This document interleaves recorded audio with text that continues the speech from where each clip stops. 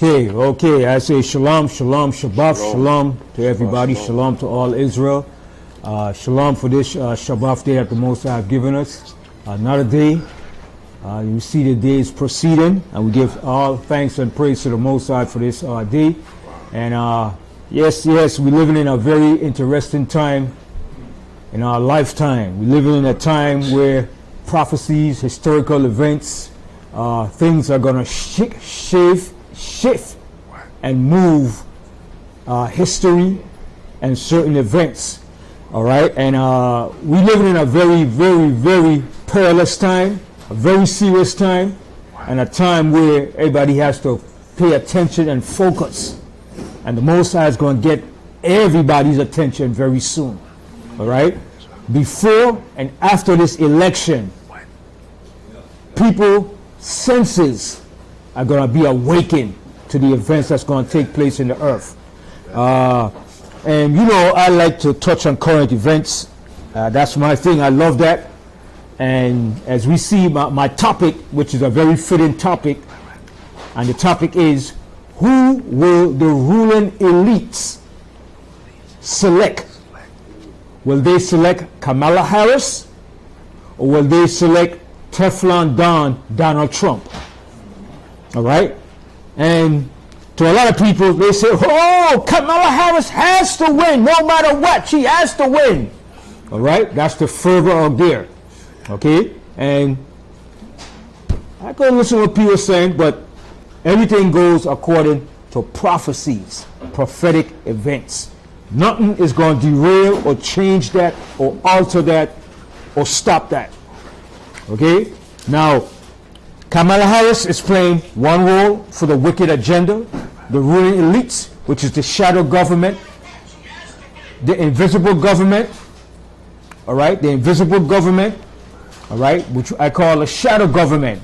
That's the government that rules behind the scene, all right? And then you have the regular people, the common American people, the popular vote that votes for the so-called elected officials. And you go crazy, fervor, emotion. The person that you love, Kamala Harris. Okay? I'm going to say like Dr. Umar said, she's a part-time black woman. All right? Because she's not really a black person. Her mother is an East Indian. Her father is a so-called Irish, so-called East Indian.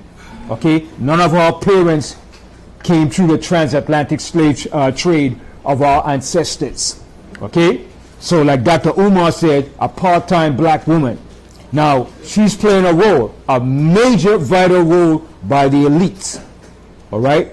And why have the elites chosen her to play that role? It goes back to prophecies. It goes back to where? In the beginning, in the Garden of Eden, with Eve and Satan. Okay? Everything in life and history is based on what? Prophetic events. But the world and teachers and leaders don't tell you that. They want you to believe everything is just secular. I mean non-secular. But everything that's happening in the world is based on prophetic events according to the Most High's timeline. Okay? The reason why Kamala Harris is being placed in such a high level in this government, because everybody is saying, oh, women have been downtrodden, women have been castigated, women have been looked down and scorned, men hate women, and blah, blah, blah. But this is all the plan of the ruling elites and Satan. Okay? In the end time, his plan was to elevate a female, but using a so-called black woman to create that emotional drive that's taking place in the earth. So Kamala Harris seems like she has the popular vote. No doubt. Kamala Harris is going to win the popular vote. Hands down, no doubt about it. But the popular votes does not win an election. It's the electoral votes by the hidden elites government. I'm going to give you a prime example. Back in 2000, who won the popular votes? It was Al Gore. Al Gore won the popular votes. And Bush won the electoral votes. And who became president in the year 2000? Junior Bush. Okay? 2016, it was between Clinton and Teflon Don. Who won the popular votes? Hillary Clinton won the popular votes. Okay? Teflon Don won the electoral votes. And who became president? Teflon Don, Donald Trump. Now, if Hillary Clinton was not allowed to win the election as a woman back then, what makes you think now that Kamala Harris is going to win the popular votes now in 2024? Think about it. Hillary Clinton was the prime candidate of any female more likely to win the first female president when she ran. And she was an elect candidate of the ruling elites of white women. And they didn't elect her to become president. The ruling elites, the shadow government, chose Donald Trump because your popular vote does not put a president in office. Okay? Karadazar Wakar went over that class 2 weeks ago and shows you the popular vote and the electoral votes is what decides who becomes president. According to the electoral officials, whoever they choose to become the president, that's who becomes president according to the electoral votes, not according to the popular votes. We got to understand, America is a high level dictatorship run by elite rulers. It's not a democracy. That's what they want you to believe. It's a democracy. It's that illusion that they give you to make you believe it's a democracy, but it's ran by higher elites behind the scene. Okay? And I'm going to give you an example. They go by different names. They have many different names. They go by the Bilderbergers, the Trilateral Commission, the CFR, the Council of Foreign Relations, the Club of Rome, the Royal Institute of International Affairs, and many different names. The Rand Institute. And these are super ruling elites, oligarchy, aristocrats, plutocrats. It's a bloodline of family rulers that's running this whole show between America, England, and Europe. And you can vote till you're blue in your face. They don't care who you vote for. It's their agenda, what they want. Now they give you the inclusion that your vote counts. See, that's the high level of witchcraft and sorcery that's used on the people. Now, Donald Trump, what role is he playing for the ruling elites? Donald Trump is playing the role of the wicked real estate and the banking investors. Okay? This country is ran by bankers, elite bankers, investment, real estate, and the currency. The state that we're moving to is called a digital currency state that's coming in very soon. This digital currency is going to be a major role in what's coming, and it's known as the mark of the beast. Okay? Where you cannot buy or sell unless you have that mark. Now, a lot of people don't pay attention to Donald Trump because they say, we hate Donald Trump. But you have to watch the enemy. The enemy is clever, he's slick, and he's cunning. Donald Trump, a week ago, made a speech, I think it was in Tennessee, to a group of rich bankers, investors. And the statement that he made, he's going to make Bitcoin the new world order currency. Now, why would he make a statement like that if he doesn't know that he's going to play a role in that part when he gets in office? Okay? Now, what is Kamala Harris pushing? Now, they're using the part of a female feminist agenda. Okay? Where a lot of our sisters are running with that. Oh, yeah! It's time for the black woman to get in office. But remember, that's part of the agenda of Satan. It goes back to the Garden of Eden when Satan came, when the serpent came to Eve and said, listen, I'll make you a god, knowing good and evil. When he made that promise to her, it wasn't fulfilled at that time. But that promise is going to be fulfilled in this time that we're living in. But it's not going to be fulfilled. He's going to leave her hanging. He's going to take her to the pinnacle, and then he's going to drop you. He's going to turn your back on you. Okay? Because Satan has an agenda too. Okay? Satan doesn't work on his own agenda. Satan works for the Most High too, on the left-hand side. Just like the wicked works for the Most High on the left-hand side. Okay? There's only two forces in this earth. Good and evil. Left and right. Backward, forward. Up, down. Negative and positive. Both of them are created by the Most High. Both negative and positive. So the Most High said, choose ye this day which one you will choose, good or evil. Okay? Some people might say, well, I'm voting for the less of the evil. Evil is evil. Okay? It doesn't matter. Now a lot of people, especially our people, black people, I don't care what you say, brother. I'm voting for Kamala Harris. Why do you say that? Because of your emotions, and you figure that when Kamala Harris gets in, she's going to do for black women. But you remember, when Kamala Harris was doing an interview, and they asked her a particular statement. I wish you could play that tape, Yahweh. And she said, I just can't do for black people only. No! And she put the emphasis on, no!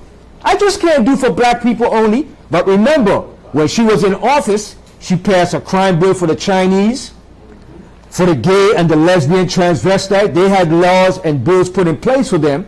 But when it came to us now as black people, you just can't do for black people only. What is that telling you? They don't give a damn about you. They're only using your emotions. Trump, the same thing too. He's only using black people to get ahead. Like I always said, this is my perspective and wisdom on the Democratic Party and the Republican Party. The Democratic Party represents a reptilian serpent, whether it's a python or a boa constrictor. The Republican Party is a serpentine creature, a serpent known as a black mamba or king cobra. When those two lethal and poisonous serpents bite you, they take you out the way. What's the nature of a boa constrictor and a python? They're non-venomous serpent. They don't bite you. What they do, they surround you. All right? And they act like they're not threatening to you. And when they get close to you, they wrap themselves around you. And they start to squeeze you and squeeze you. When you start to struggle, they apply more restriction. They constrict you more and squeeze the daylight out of you. And when you're dead, then you swallow you whole and eat you. That's the characteristic of a python and a boa constrictor, which is the Democratic Party. That's what they do. They kill you slowly by choking the daylight out of you. The Republican Party, they hit you with that venom. Straight up, get out of the way. That's the Republican Party, the Black Mamba and the King Cobra. Both of them are playing a vital role. But the majority of our people go for what? The Democratic Party. Because you love to be killed slowly. You love the slowful pain. Okay? So you got to choose your poison. Choose your poison by the venomous snake or by the boa constrictor or the python, which chokes you out to death. Then he eats you whole. Choose your poison. You understand? But our people have to learn the hard way. Okay? Because what we're going to show you in the scripture is something that you have to ponder and consider. Okay? Life is a learning experience to bring you to a higher level of consciousness to the Most High. Not to stay on a low level with low frequency. We were put here on the earth as a people to elevate our consciousness, to become righteous rulers of the Most High. Not to be stupid, dumb, and ignorant all the rest of our life. Okay? So if you're in that state of mind, wake up, repent, and change your mindset. Everything begins with changing your mindset. Once you change your mind, the body will follow.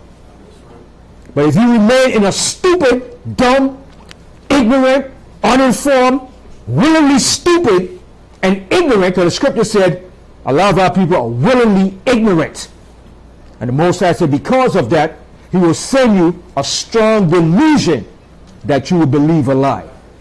Okay? It's the Most High that's sending the delusion that people believe a lie, because they don't love truth. They love to hear smooth things. They love to hear lies. Things that appease your emotion. Make me feel good. Make me feel good. Go no. You know, sometimes people say, I got two things to tell you. Which you want to hear first? You want to hear the bad news or the good news? Let me hear the bad news first. To hell with the good news. Okay? I prefer to hear the bad news. That way I could deal with it and confront it. But a lot of times the good news is not really good news. It's just to make you feel good for that moment of time. And that's what our people want. We want to feel good. But you got to also remember too, America, the good old USA, under Satan's authority, was the place of our punishment. America was the place of our punishment from the Most High for disobeying and breaking the Most High laws. America was not the place for us to enjoy eternity or a lifelong rulership. This was only temporary. So the Most High allowed the wicked to rule, and he punished us. Then at the end of our sentence, which is our 400-year sentence, then he's going to begin to raise us up and deliver us. And we're at the end of our 400-year sentence. Now the Most High is going to begin to judge the wicked rulership of the wicked. And Donald Trump is playing that role of that wicked. Okay? I don't vote for nobody, whether it's Democrat or Republicans, because they all have an evil agenda against the people of the Most High. That's right. Kamala Harris have a hidden agenda too. Don't let that fool you. Remember, who is she married to? What is her husband? Edomite. Not just an Edomite, more than an Edomite. What is he? No. He's a small hat, a so-called Jew. Okay? So you know who runs this country? So-called Jews. The so-called Jews. So is she going to look up, is she going to turn her back against the interests of them? No. Go look up AIPAC. Okay? AIPAC that runs this country, that tells every president what to do when they get in office. Donald Trump, you think he's going to not support Israel? He's going to support them 100%. Every president that gets in office supports the state of Israel with weapons and money. Why is your money, your tax money, supporting somebody that has nothing to do with your plight? It was Germany that put them in that situation. It wasn't us. So why are they taking our tax money to pay for their problems? But yet we can't get reparations. Why is that?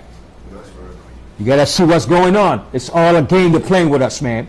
So Kamala Harris, her husband is a so-called Jew. She's not going to go against her husband. She's going to support, because he is there to make sure she supports the state of Israel.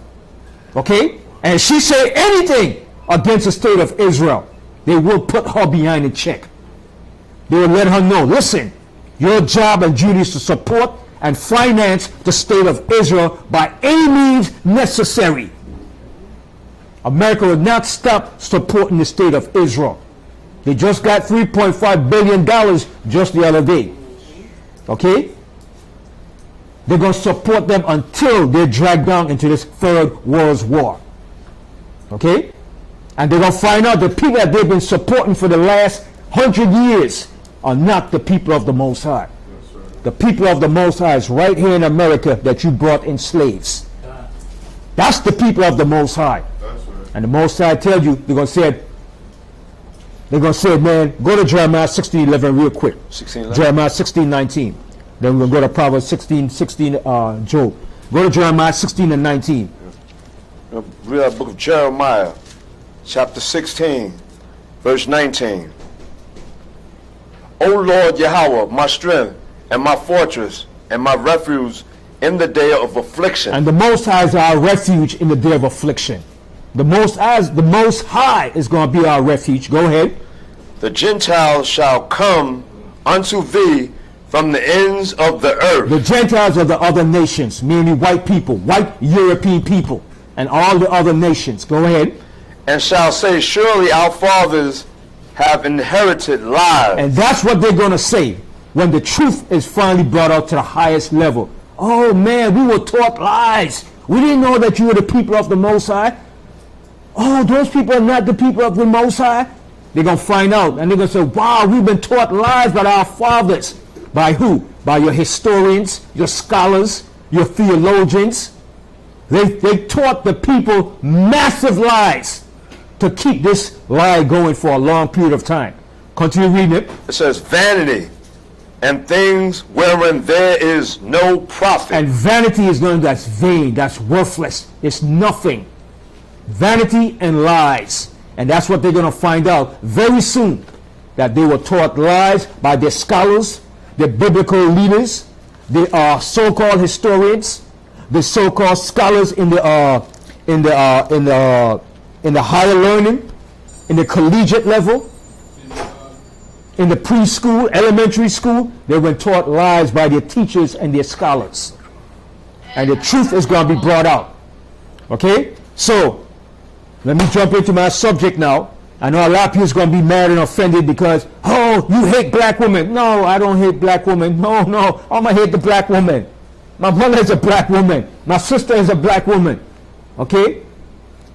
But I have to bring the truth to reality. The agenda that's being promoted is a black feminist agenda. It goes back to the Garden of Eden. I'm going to show you that too. Okay? So now, Zechariah, sure. go the scripture to Job, the 20th chapter. Now the book of Job, chapter 20, verse 5. Read the fourth verse. Fourth verse. Four? The fourth verse first. Fourth verse, yes, sir. Now, book of Job, chapter 20, verse 4. Knowest thou not this of old, since man was placed upon earth? See, stop right there. See, now Job is going back into history. He's laying a foundation now. Knowest not this of old, since man was placed upon the face of the earth? When was man first placed upon the face of the earth? Back in the creation, when the Most High made man and male and female and put them in the garden. So Job is going back to the beginning when the Most High started his creation with mankind. So read that verse again. Knowest thou not this of old, since man was placed upon earth? Go ahead. That the triumphing of the wicked is short. That the triumphing of the wicked is short. What does that word triumphant mean? The reign, the ruling. Okay, that reign, that glory, that triumphing is what? It's short. Is short. So the wicked has to be revealed and put in place. If the wicked is not put in place, guess what's going to happen? If the wicked is put in place for the appointed time, what's going to happen? It's going to shorten our time. So the wicked has to be put in place and manifested. The wicked is playing a timeline for our exodus. Everything is building up to our exodus out of America. So the longer this is prolonged, the longer we're going to be here. But the quicker that the wicked is placed in position, the faster our deliverance is coming. Now, If Kamala Harris win the election, it's going to prolong it because what? Our people going to think, oh man, this is it. We made it. We finally made it now. That's what our people's going to think. We finally made it now. Where a black woman is to the highest pinnacle of office. And that's going to drop your guard. That's why the Most High said, rise up, ye women that are at ease. When it says rise up, it doesn't mean rise up to some power glory. It means wake up to reality of what's coming. Because what's coming is pure hell and trouble in these last days. So finish reading Job 20 and 5. Starting from the top, it says, that the triumphing of the wicked is short. See, the triumphing of the wicked is short. Go ahead. And the joy of the hypocrite but for a moment. And the joy of the hypocrite is just for a moment. Okay, go ahead. Though his excellency mount up to the heavens. It says, though his excellency mount up to the heavens. What is his excellency that's mounting up to the heavens? What is his excellency? All the things that he's doing, like in this high position, all the things that, like lies and all that stuff. His rulership, his wealth, his money, his technology. No, take all of that. All the things that he's doing since the last 100 years. That man has come to the state of the Industrial Revolution. His technology for the last 100 years, technology has increased tremendously. You go back 100 years, technology 100 years can't be compared to today's technology. So he said, though his excellency mount up to the heavens, though he exalt himself with all his pride, his technology, his military, his conquering of nations, his policies that he's using to rob and steal from nations. All right? Read that verse again. Though his excellency mount up to the heavens. It has reached the height, the apex. Okay? Go ahead. And his head reach unto the clouds. He's full of pride and ego now, arrogancy. Okay? Go ahead. Yet he shall perish for every like his own dung. Read again. Yet he shall perish forever like his own dung. And you know what is dung, right? Yeah, what that is. Feces. That's how he's going to perish. Okay? So the wicked has to be exalted, then he has to be brought down. He has to be manifested to the whole world. But mainly to the people of the Most High. Continue. They which have seen him shall say, where is he? Where is he? Because something is going to happen. Continue. He shall fly away as a dream, and shall not be found. Yea, he shall be chased away as a vision of the night. Go ahead. The eye also which saw him shall see him no more. So you see him now. You looking at, beholding him. But after a while, you're not going to see him no more. Okay, continue. Neither shall his place any more behold him. What is his place? His place is his rulership that he has. His wealth, his power, his politics, his technology. Okay, go ahead. His children shall seek to please the poor. What does that mean when it says his children shall seek to please the poor? Do they really want to please the poor? So what does it mean when it says his children shall seek to please the poor? We want to take a shot of it. Pretending in what way? To appease us. That's what I was To appease us, yes, go ahead. You know, In democracy, and what else? to keep us in that same, state of mind where. But what are the tools that he's using? What are some of the tools that he's using His laws. to make the poor feel that he's with them? Well, hold up, say it again. Read the verse again. No, what's up? Which one? The eye also. No. What verse you left off? He said his children shall seek to please the poor. Verse 10. Oh, well, it's 10, but I knew it wasn't there. His children, what? His children shall seek to please the poor. Now, what tools or policy or what form of power that he's using to implement or do those things to make you believe that he's trying to seek to please the poor? Reparations. Right? Mm-hmm. You get a one, you want. That's right. That's part of it. Go ahead. What else? Equality, right? Go ahead. Those are some of the things that he's using. Money, jobs. What else? Huh? Voting. Civil rights. The civil rights was the major point that he used. Remember, when Lyndon B. Johnson got into office, he was the only president that came to the highest level of looking out for the poor of black people, where he implemented what? The civil rights laws and legislation. Okay? Lyndon B. Johnson was known as the president for black people, for poor black people during that era. In 1965, when he came out with the civil rights, okay? The fair housing equality, not being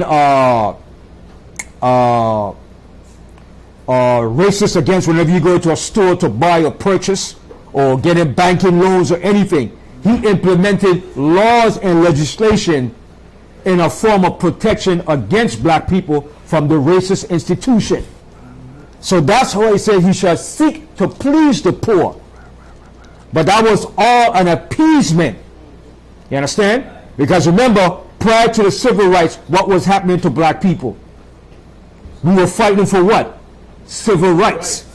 We were being sick by dogs, sprayed down by water hoses, beaten by a billy club. That's why you had Martin Luther King in the street protesting, marching, we shall overcome. Okay, holding hands, marching. So what they did, they used that strategy to appease us. Because if they didn't appease us, what would have happened? We have been rebelling and rioting in the streets. And you can't afford to have that. So how do you appease a hungry lion? You feed it. You give him food. You toss him some food to the side. So that's what they did to us. You understand? But that was the Most High doing that too, to help to ease some of our oppression. You understand? Because the Most High said he will never forsake his people. So the Most High had to use him to implement some of those, to alleviate some of the oppression that we were going through. You understand? So that's what it says. He shall seek to please the poor. That's what he's doing. Now also too, now he's using Kamala Harris now to push what? A female black agenda. Yes. I found that video. You found it? With Kamala? Yeah. Play that video 1 minute. I'm going to come back to it. Play that video. Yes. And this is Kamala Harris right here.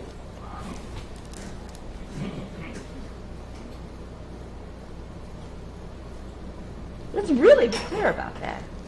So I'm not going to sit here and say I'm going to do something that's only going to benefit black people. No. You see? So, hey, what's up, y'all? You see? She's not going to sit here and say she's going to do something that's going to benefit black people. So then why do you want black votes?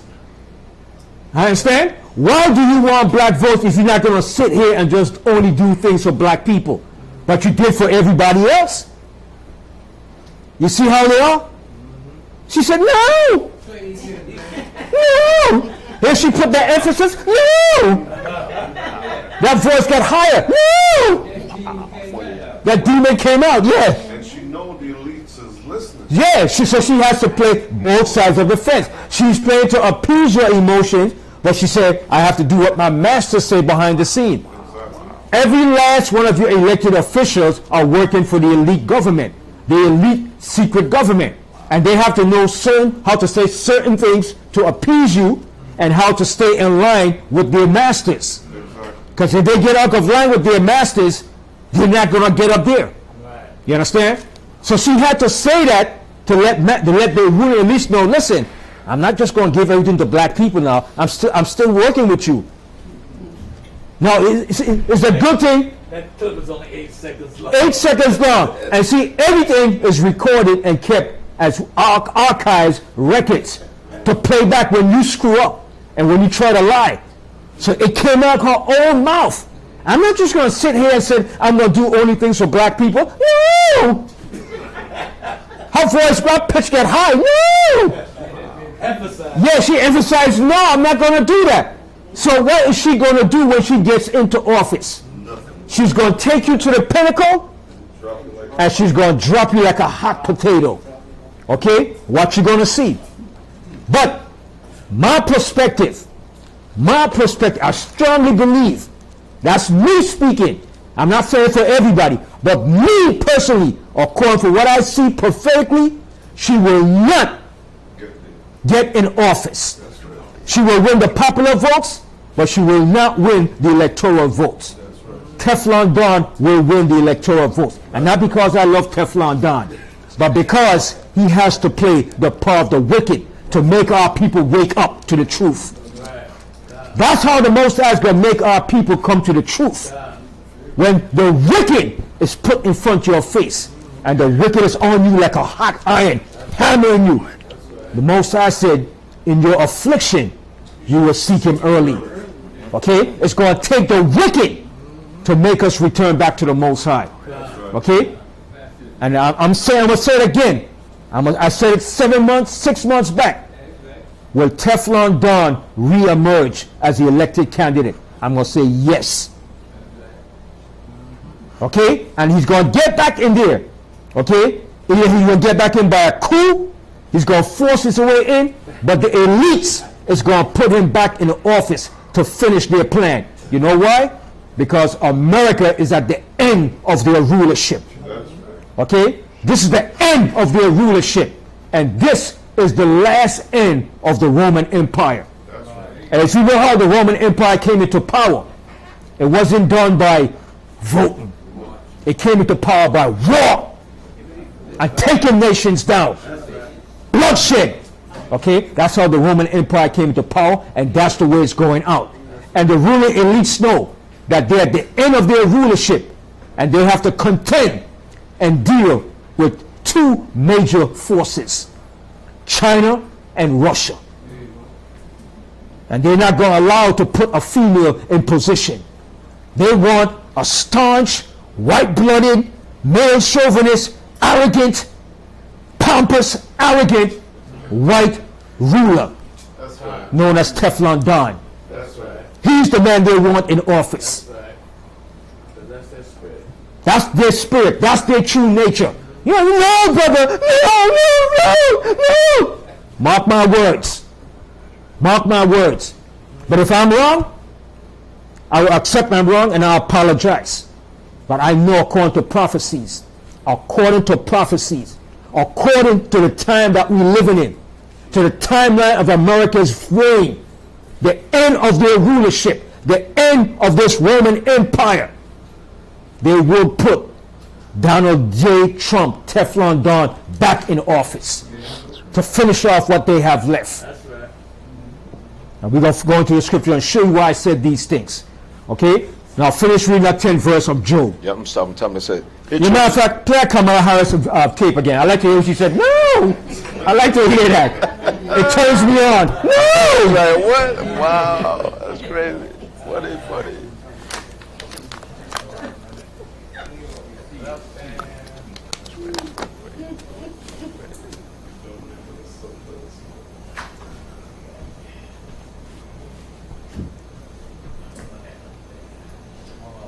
Yeah, give me a minute. We're gonna pull it up. I like to hear that. That sounds sexy. I like that. Oh, no.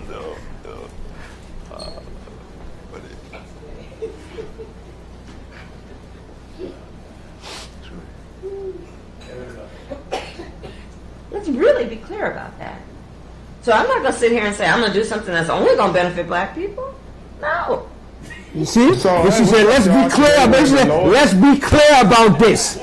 She stressed that emphasis. Let's be clear about this. I'm not just going to sit here and just do something for black people only. No.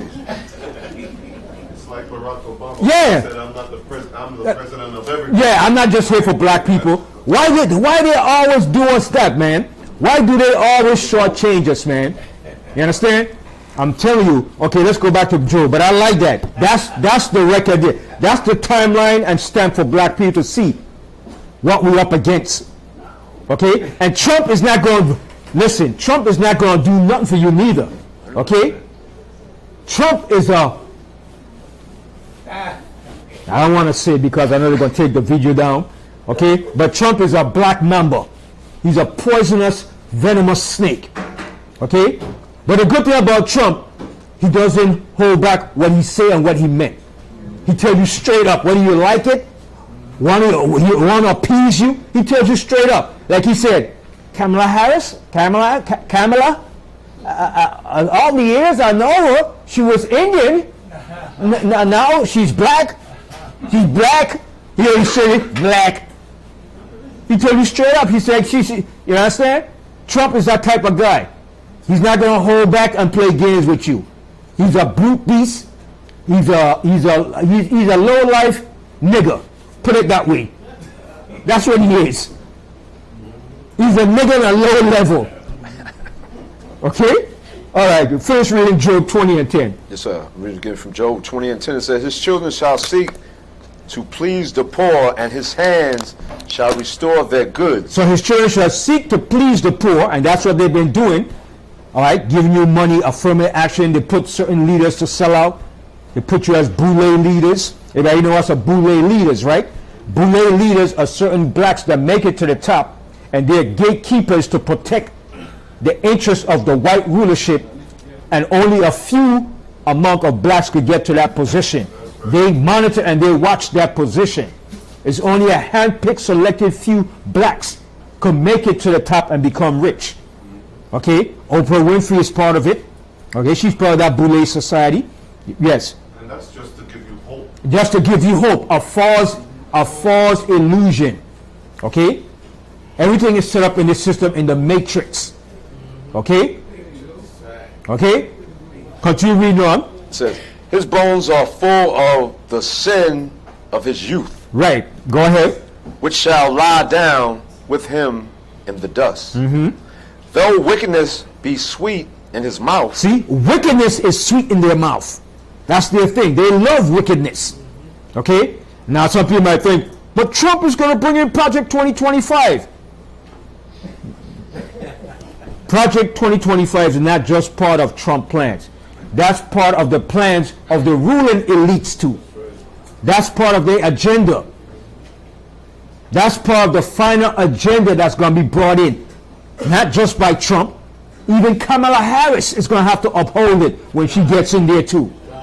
But she's going to come around and do it in a different way and method. You understand? She's going to do it in the sly, crafty way. But the Republicans are going to do it right in your face. Take it. You understand? The Republicans are not going to sugarcoat it. But the Democrats will sugarcoat it. And eventually it's going to be brought in. Okay? It's called a process of Elimination of that. it's called a process of where something is gradually implemented, slowly but surely. Okay? That's how the Democrats operate. The Democrats operate on a level of slowly implementing a certain idea and philosophy and doctrine. The Republicans bring it straight to you, whether you like it, accept it, or want it. Okay? Yes. Ben, to show you what you're saying is right?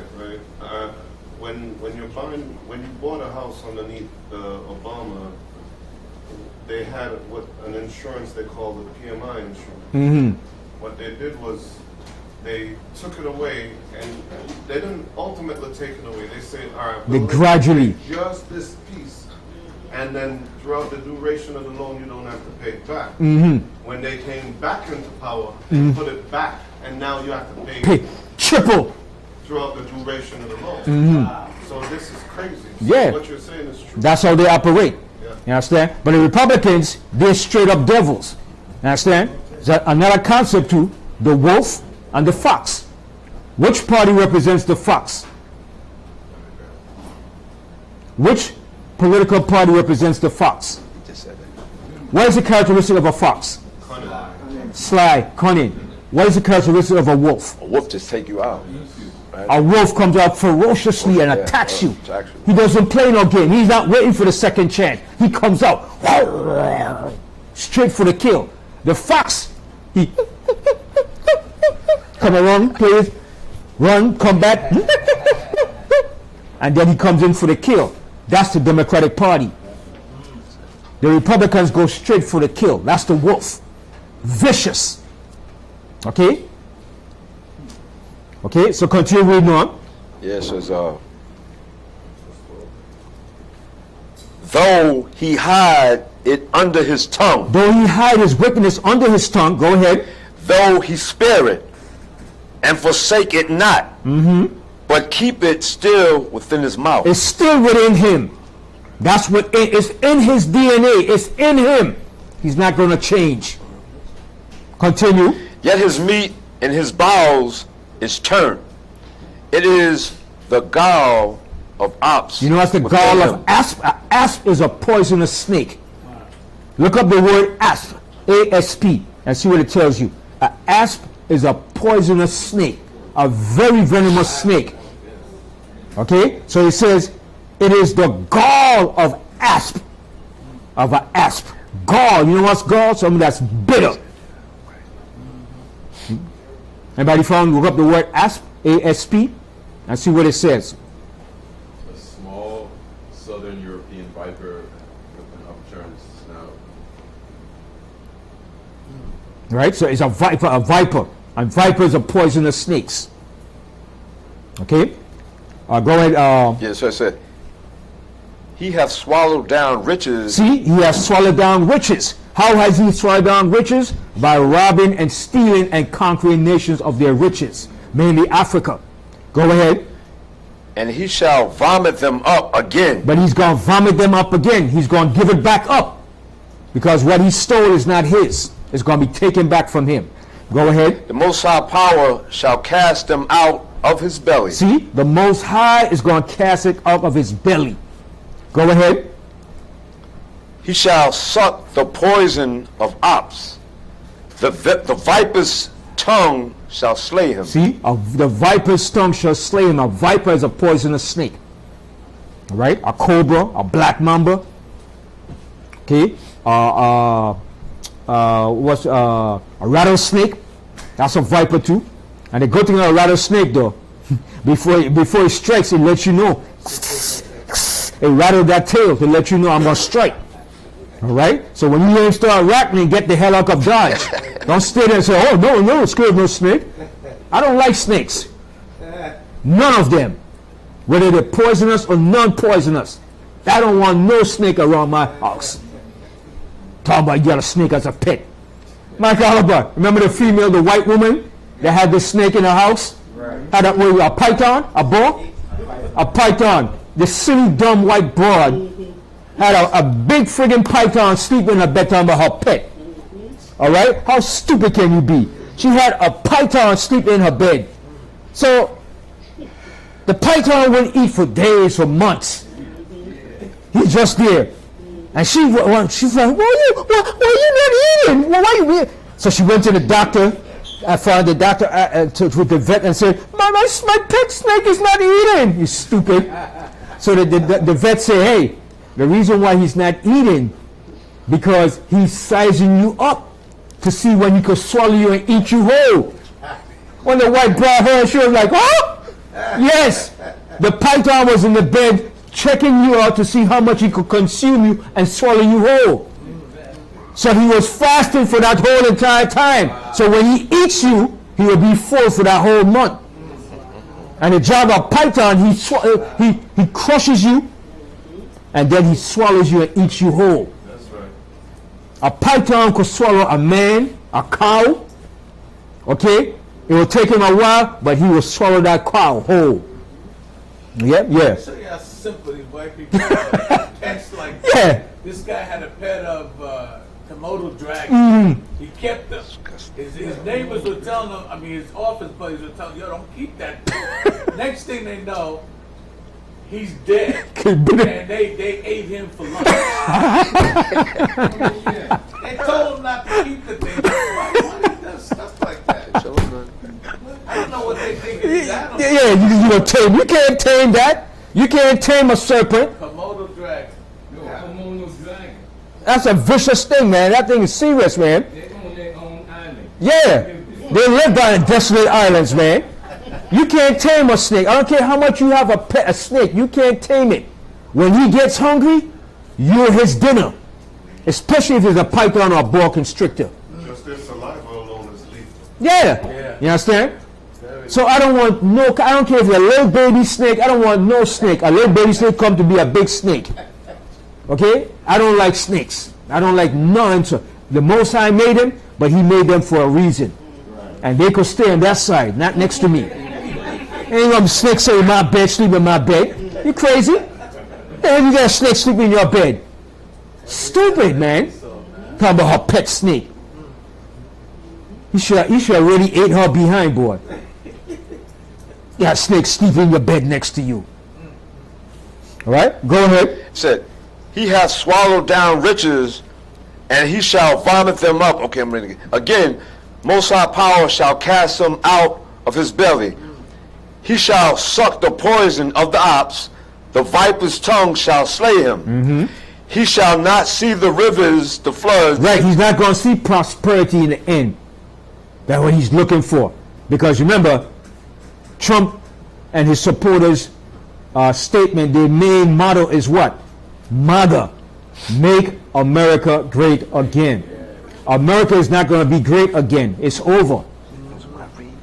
This is the last go around. All right, we're going home. Our exodus is near. Let's go ahead. Next verse. So when I'm starting again, somebody said, he shall not see the rivers, the floods, the brooks of honey and butter.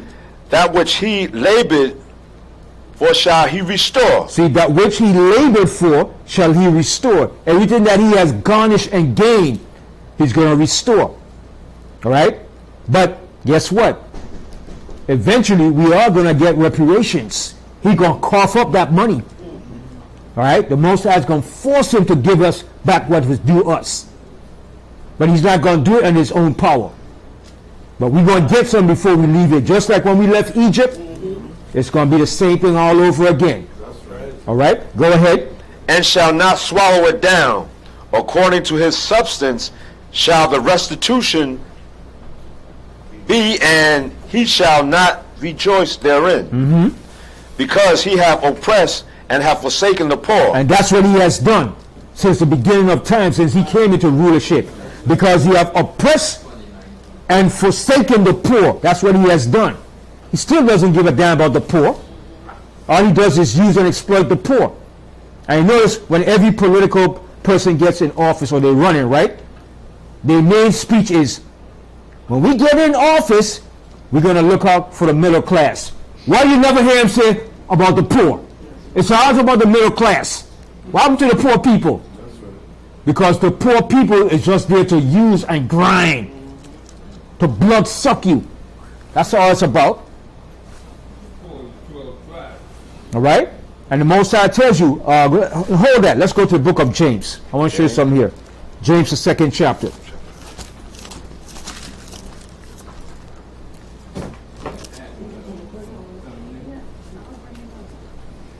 The book of James, chapter 2, verse. I'm going to tell you right now, James.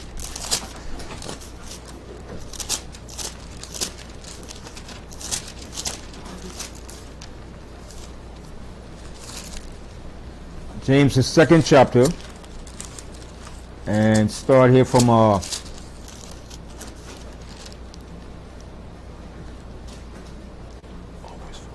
start from the 6th verse. James 2 and 6. Okay.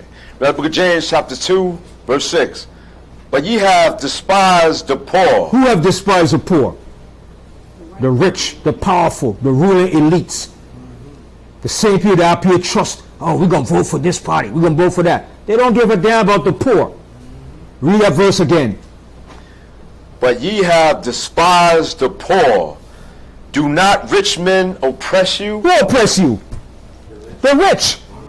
That's their job. Their job is to oppress you, to make your life miserable. Read that part again.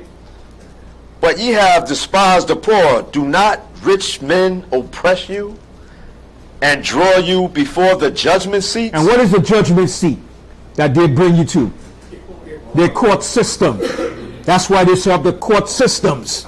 Not for themselves. Not for them, but to oppress you, to bring judgment against you.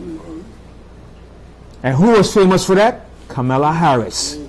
When she was an attorney general back in California, she was sending you to jail left and right. The poor ones.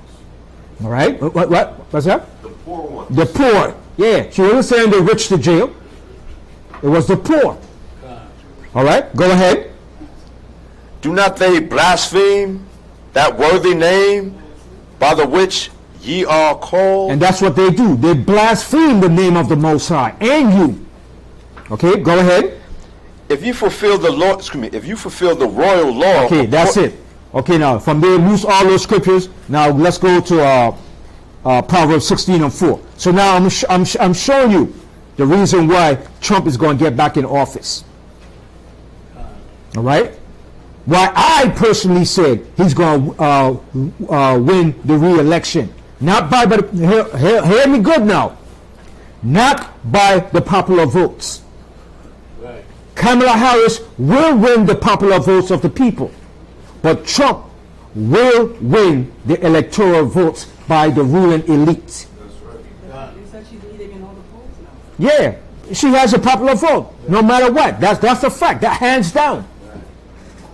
Because she's running that fervor, and that fervor is running of that feminist agenda. You understand? So she's going to win. And then, like I said, there's more women than men. More women vote than men. All right? So the society caters to a female perspective more. All right? Okay, so Proverbs 16:4. Read out the book of Proverbs, chapter 16, verse 4. The Lord Yahweh hath made all things for himself. Who did this? The The Most Most High. High did this. He made all things for himself. Go ahead. Yea, even the wicked for the day of evil. Even the wicked for the day of evil. That's the purpose of Trump. And he has to play that part. You can't stop that. He has to play that part to the T. And it's going to be manifested. Read that verse again. The Lord Yahweh hath made all things for himself. Yea, even the wicked for the day of evil. And are we in the day of evil? Yes, we're in the day of evil. We're in the day of great evil. Okay? And he's going to play that role. All right? Because that's the agenda that the Most High is going to use to wake our people up. Because if Kamala Harris gets back, our people is going to fall right back to sleep again. Just like we did with Obama. The reason why they put Obama in office was to put you back to sleep so the ruling elites could get their affairs in order. Obama was only used as a band-aid to put you back to sleep so the ruling elites could get their agenda in order. The elites, they had the agenda completed in the time that Obama won the election. So they had to use a certain device. You understand? To get and to borrow time to get their full operation in order. So they had to put Obama in office to appease our people. And we fell for it. We fell for it hook, line, and sinker. And we were crying. Our people was crying. I lived to see when Obama became president. The first black president. And what did he do in behalf of us? Nothing significant. He was only there to continue the legacy and the operation of the ruling elites behind the scene. You understand? Let me stress this again and tell our people. There is a ruling elite known as the shadow government, the invisible government that runs this entire system. Okay? And their sole purpose is to keep white Eurocentric supremacy alive and running by any means necessary. By any means necessary. mean it stopped in America. It's all. It's global. It's global. But America is the foundation of their white supremacy. Because America is the last of their ruling empire that was established by the British Empire. After the British Empire became a ruling empire, they passed the torch to America. And America is the last ruling empire of the Roman Empire. America is a modern day Roman Empire that's fulfilling the last leg of their rulership before Christ Hamashiach returned to put an end to the Roman Empire. See, you got to remember, when Daniel the prophet had that dream with Nebuchadnezzar, Nebuchadnezzar had that dream of 4 empires. Okay? And while he lived, only one of that dream was fulfilled. And that dream was the dream of the head of gold, which was Nebuchadnezzar. The other 3 empires, which were the Greeks, the Persians, which was the empire of silver. Then the other empire, the empire of the Greeks, which was of brass. And the other empire was the empire of the Roman Empire. The beasts of iron and clay did not come into play yet. But now, we're living it out right this moment. So Nebuchadnezzar never saw the full extent of that vision, but he only saw his vision of his empire, which was the Neo-Babylonian Empire under Nebuchadnezzar. But he didn't live to see the rest of those empires rule. But now we are living to see the end of this empire come to an end. And what did Daniel say at the end of that empire?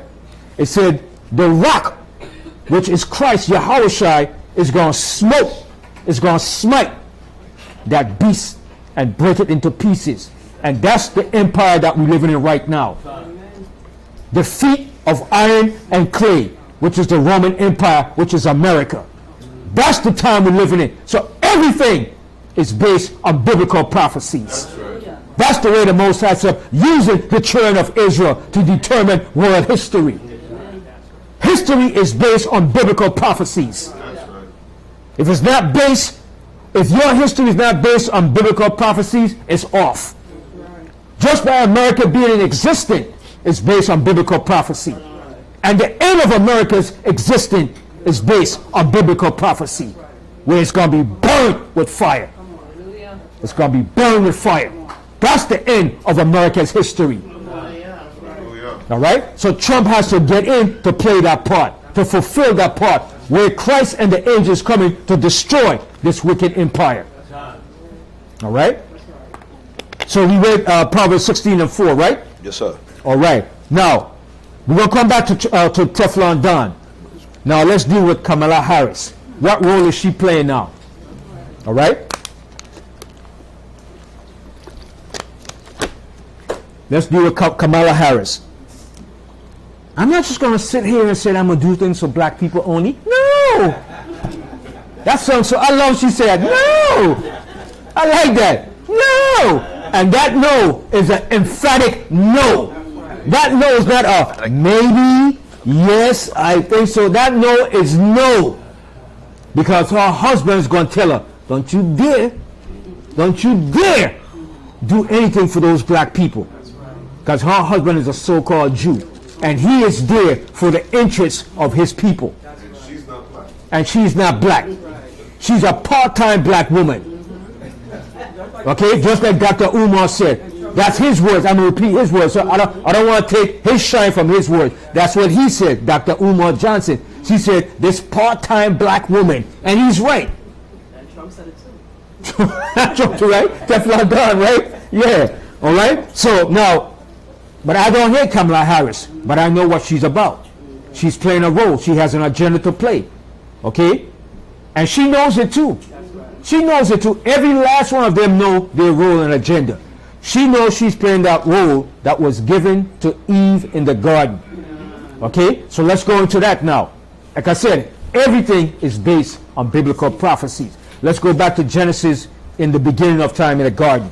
Let's go to Genesis, the 3rd chapter. Now the book of Genesis, chapter 3, verse I'm going to tell you now.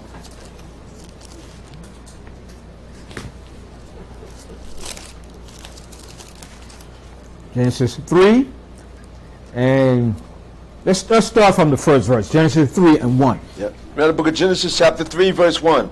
Now the serpent was more subtle than any beast of the field. Now stop right there.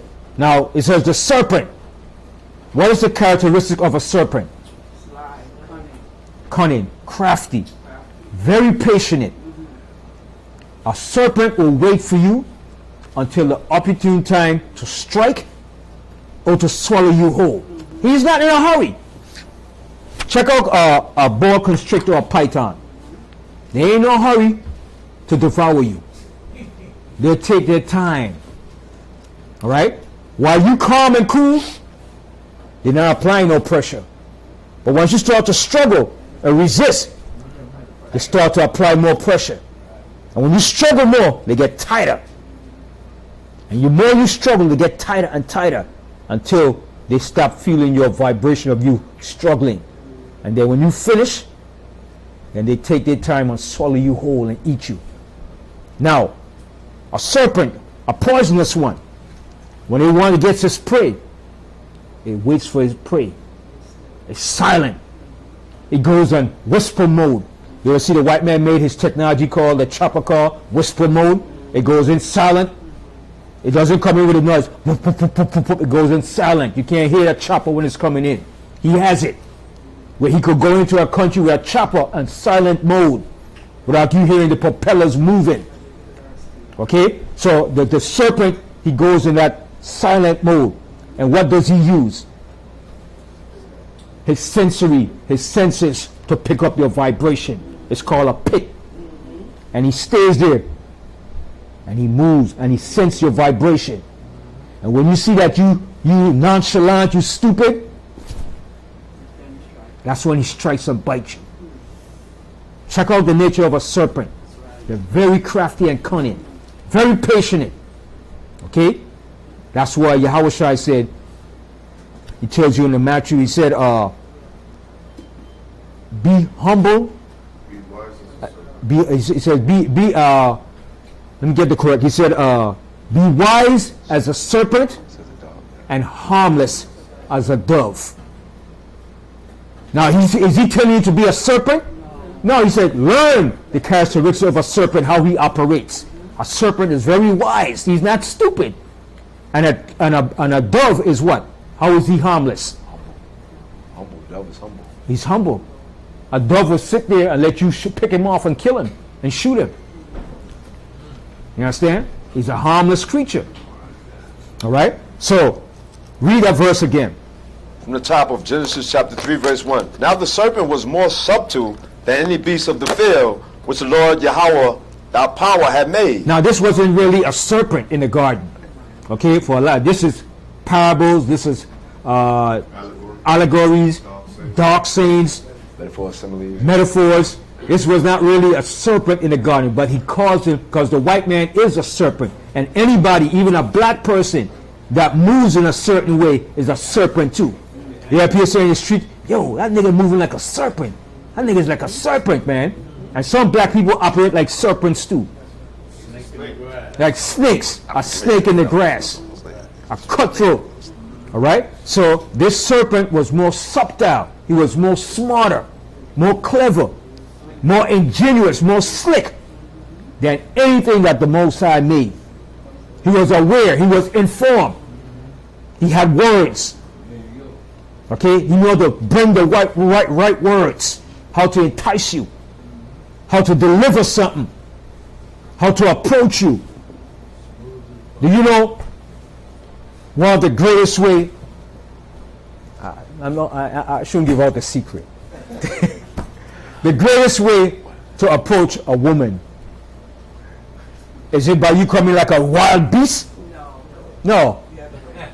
You come in a cool, calm, presentable way to a woman. You present a woman, you come to approach a female in a way that's going to make her feel like she's not less than nothing. You can't come to her like, yo, B.I.T.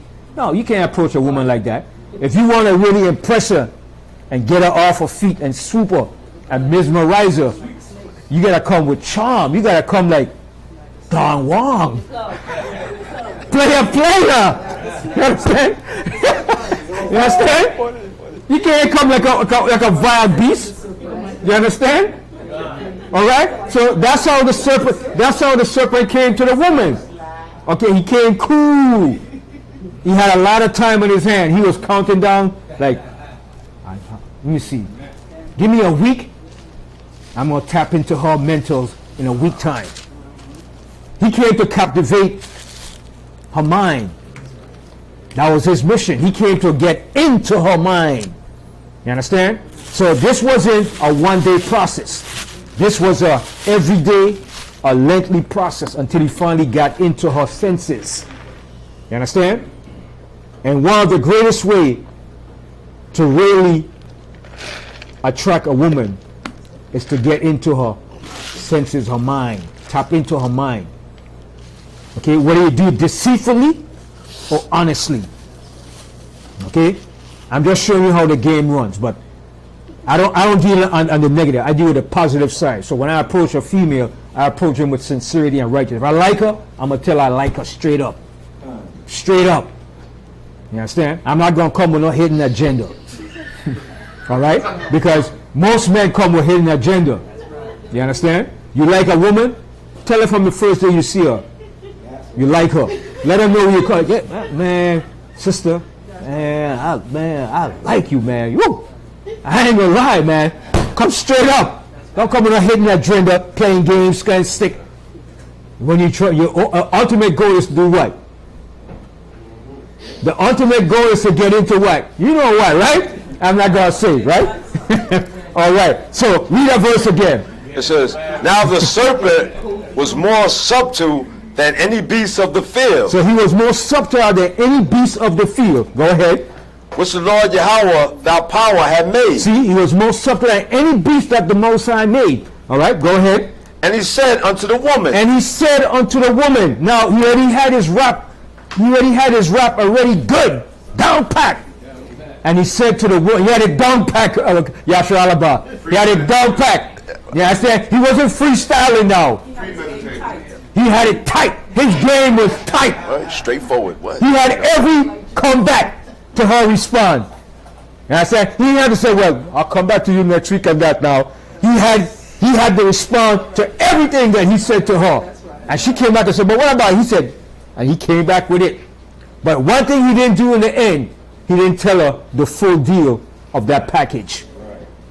Okay? So, now he said, and the serpent said unto the woman. Who was the woman? A black woman, Eve. Adam and Eve were black people. They were not Caucasians. Okay? Adam and Eve was a brother and a sister in the garden. Chilling in the garden. Okay? Eve was a sister. A bad sister too. Okay? A fine looking sister. Okay? Okay? She wasn't no knockoff. Okay? Go ahead. Yea, hath the Most High Power, Father Yahweh said, ye shall not eat of every tree of the garden. So he already said, he came back and said, he said, yeah, have the Most High said, ye shall not eat of every tree of the garden. So now he's trying to play back on our emotions what the Most High already said. So what he did was trying to create what?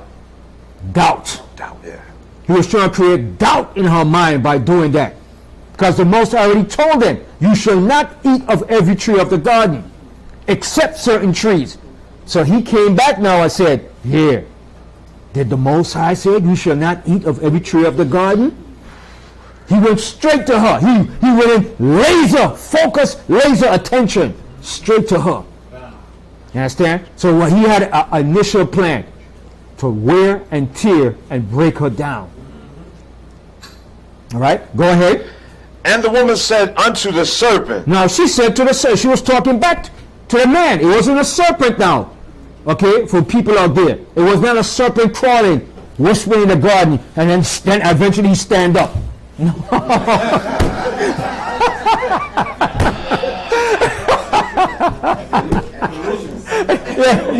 yeah. Then he eventually, no. See, See, the Most High is so good how he put things in the Bible, man. What? You know what I mean? The Most High put. That's what the Most High said. Go to Psalms. Psalms. 32:8. Tastes easy good. Not that one. Psalms 90. He said, "I open my 90. mouth in parables and dark sayings." Psalms. Let me. Psalms 90. Yeah, 96. Psalm 96. Now the book of Psalms, chapter 96, verse. Let me. You sure? Psalms 96. Oh, let me see. You probably want to.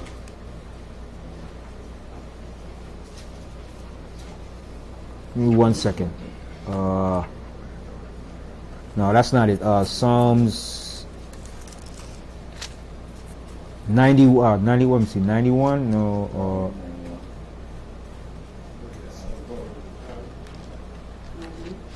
I know it's in Psalms 90 something. Give me 1 second. I haven't read it in a long time. What's it pertain to again? It says, I will open my mouth in parables and dark sayings. Oh, you got it. I can't call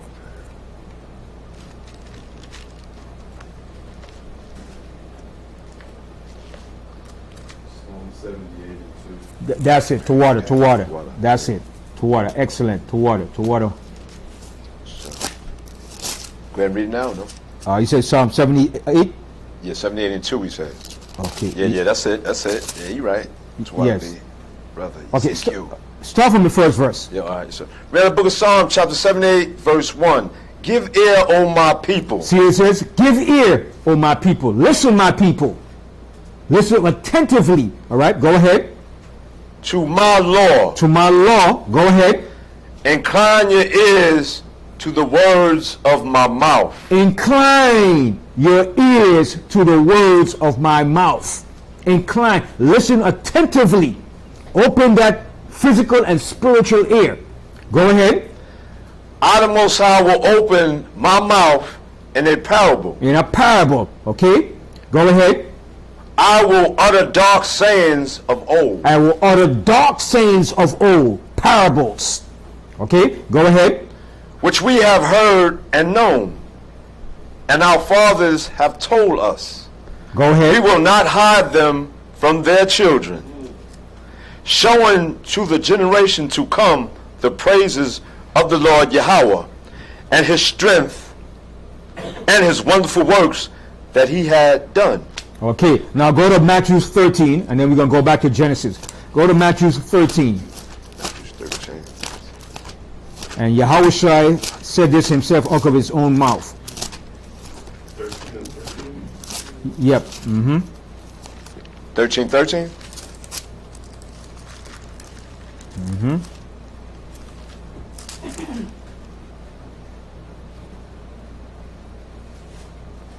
Actually, start from 9. The book of Matthew, chapter 13, verse 9. Who have ears to hear, let him hear. Is it talking about your regular hearing ears? Nope. No, because everybody hearing every day, but they're not really hearing. It's talking about your spiritual senses, your awakened senses. Okay, go ahead.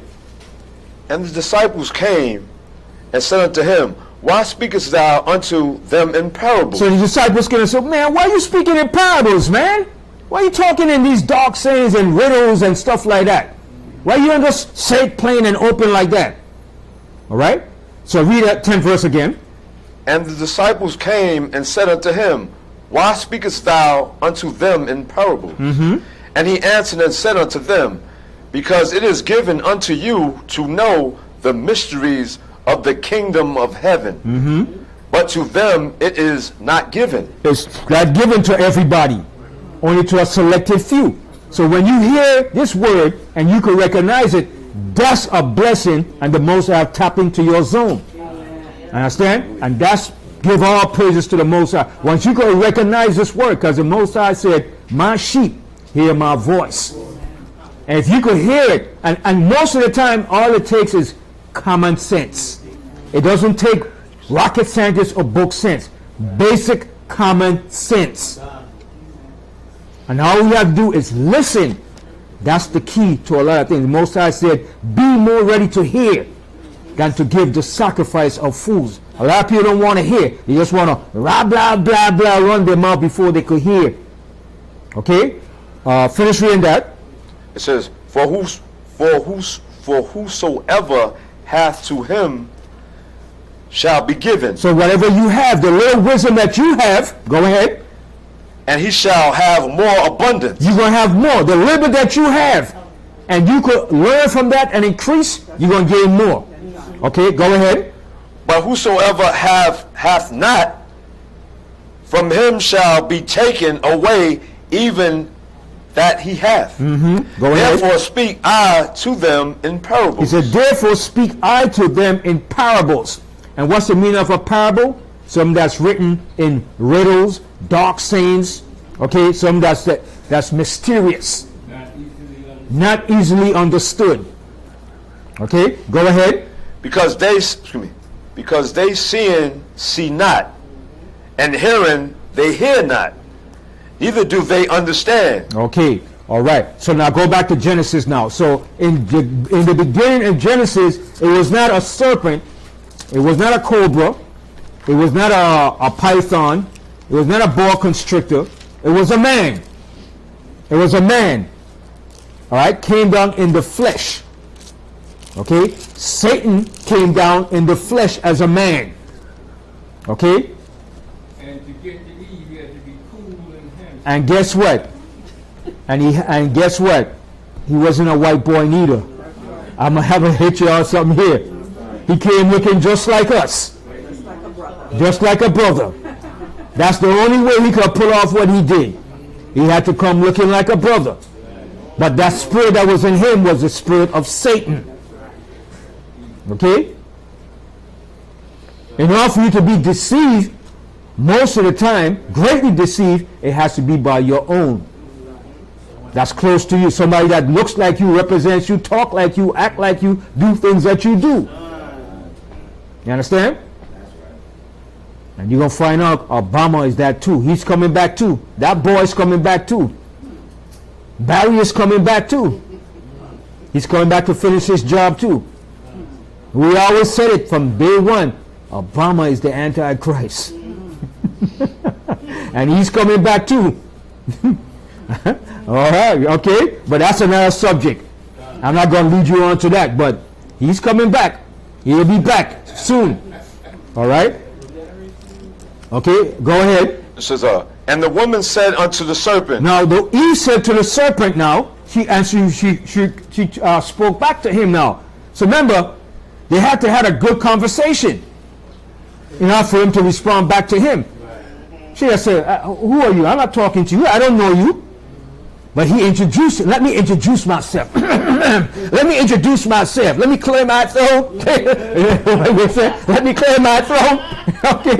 That's what he did. All right? Go ahead. we may eat of the fruit of the trees of the garden. She said, yeah, we could eat of all the trees of the garden. All right? Go ahead. But of the fruit of the tree which is in the midst of the garden, She knew that. She knew. Because Adam told her, the Most High told her, you can eat of all the trees of the garden, but that particular tree, don't eat of it. Okay? Now, in a nutshell, the tree represents people and their doctrines and philosophy. It wasn't actually a fruit tree. Okay? What Eve ate was not an apple. And the apple did not stick in Adam's throat that gave him an Adam's apple. I don't know how people get that stuff. Where do you get these things from, man? He ate the apple and the apple stuck in his throat and gave him an Adam's apple. No. No. Eve did not eat fruit, actual fruit. Philosophies and doctrines also represent fruit. What she ate was the fruit and the doctrines. And most I told them not to partake of the different doctrines and philosophies of the people in the garden. So the people are represented as trees. Man is represented as trees. All right? That's hip talk. In another class, I'll go more into that, but I'm just letting you right off the top right now. Trees represents people. All right? Go ahead. it says, but of the fruit of the tree which is in the midst of the garden. And what does a tree produce? Fruit. Right? So what is your fruit that you produce? Children. Okay, your children. Now, you as a person now, Yahweh Shai said, a man should be known by what? His fruits, by his good fruits. Your ways, your mentality, your character. All right? What you project is your fruit. The mindset that you have, your character. Your character is very important. Who you are as a people, as a person. All right? So the fruit that she ate was the doctrine, the philosophy. And that's what he brought to her. She didn't actually eat an apple.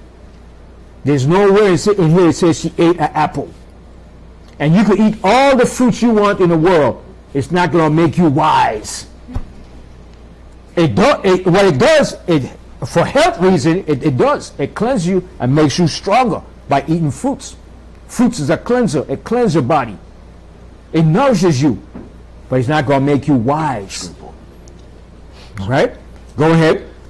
The Most High Power, Father Yahweh, have said, ye shall not eat of it, neither shall ye touch it, lest ye die. And don't touch it. Touch it means to partake of it. If you touch that philosophy and you incorporate it in your life, you're going to die. But did they die at that time when they touched it?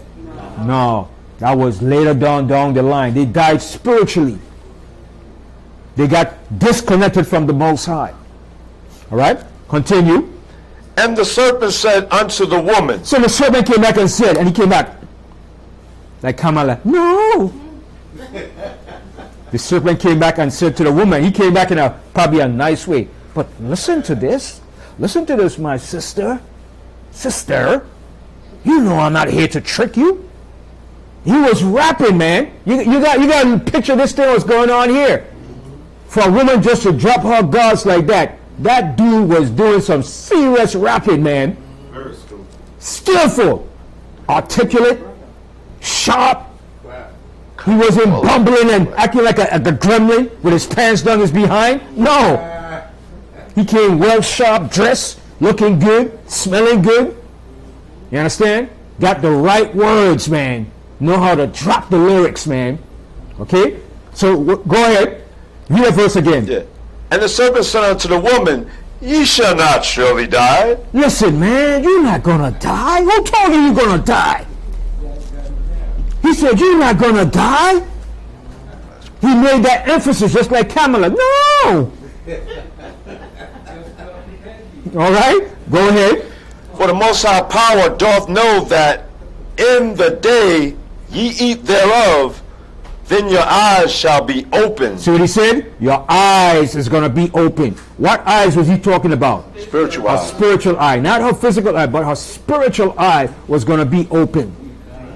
It's going to be open to know certain things. Okay? Go ahead.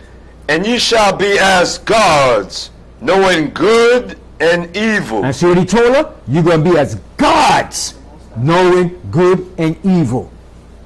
And part of us coming here into America as punishment is to know the evil, to make us into gods. All right? We had to know what evil is. In order to rule this earth, you have to know good and evil. All right? And Adam and Eve had to know good and evil. The only thing they knew in the garden was what? Righteousness. They didn't know evil and sin until they incorporated and took on that doctrine. All right? So he was planting a seed in her mind. Listen, you take of this fruit, you're going to be as gods, knowing good and evil. And he was showing her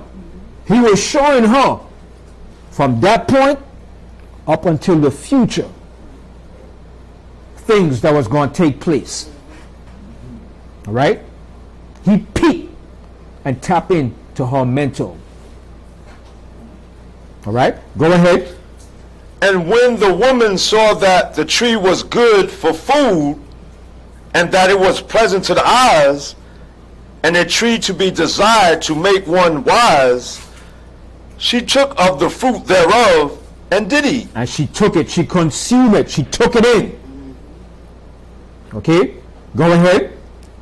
And gave also unto her husband with her. And then she gave it to Adam. She brought it to Adam.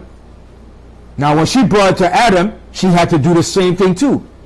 She had to rap to Adam. She had to wear his ears down. I'm going to give you an example. Remember Samson and Delilah? Now she was wicked as hell. How did she break down Samson? I want the sister to tell me. How did Delilah break down Samson? Sure, I want to tell me. Tell me, sure. How did Delilah break down Samson? Yeah, that love Charles. Talking him. Yeah, I love talking him. Gabriel. She used those tears and told him you don't love me. Right. She used her emotions on him. Samson, you don't love me, Samson. Why are you doing that to me, Samson? And she cried, crying him. And she didn't do it one time. She did it every day. Samson, why you don't tell me, Samson? Why are you holding back from me, Samson? If you love me, you won't deny and tell me those things. Because she wanted to know what was his secret to his strength. And she held back the punani. I'm going to say, you know, So she, I said, so she was playing him, and she was getting to him. She was like constantly getting at him. Samson, why?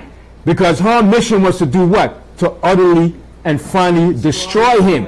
She didn't really love him. She was using love as an emotion to get to him. But he was simple. And she was another nation. And she was another nation. And he's simple as he always want a different nation. He don't want his own people. And you see that today with all the athletes. They want these other white women. They don't want their own women. And you know he was strong. So he loved her. He liked her. And she played him good. She like, Samson, just tell me where your strength is. And he'll tell her, listen, man. He said, what's stronger? He said, what's stronger? He said, what is sweeter than honey and stronger than a lion? So he started playing real games with her. What's sweeter than honey and stronger than a lion? That's Samson. So everybody wanted to know what that really was, but it was him. He's showing you he's a brother. And he said, a brother is sweet, I'm strong. You know what I'm saying? So she was getting to him, trying to work with him. And he finally gave in after she wore him down every night. And he said, listen, if you bind up my locks together, put them together, then you will get my strength. And she finally got it. She told her Philistine, her people, yes, we got him now. Come and cut his dreads. Come and cut his locks. That's how you know he was simple. He was simple. After he did that, and after she told him that, after he told her that, and they did that to him, he should have known that she was out. After him, because they did it many times. They came in to get him many times, and he broke loose and destroyed them. So he should have said, wait a minute, woman, you don't really love me. And then he finally fell for it, because she came with her rap. She came rapping too. You understand? Now remember, these were two black nations. The Philistines were African nations, and we, the children of Israel, another black nations. So you got to remember, everything in the past were all black. There wasn't no white people incorporated back then. The Philistines were black people, Africans, and we were the children of Israel. Samson was a Hebrew Israelite of the tribe of Dan. You understand? And she got to him. She got to his emotions. And he finally gave in.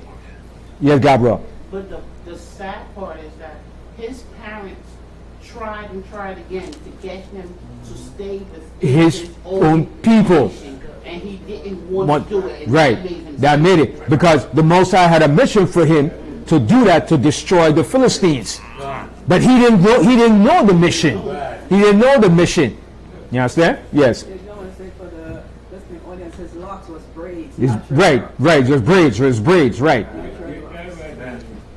It also shows you the power that women have. Mm-hmm. Because Samson was strong. I mean, you know how strong. But he was mentally weak. Solomon was wise.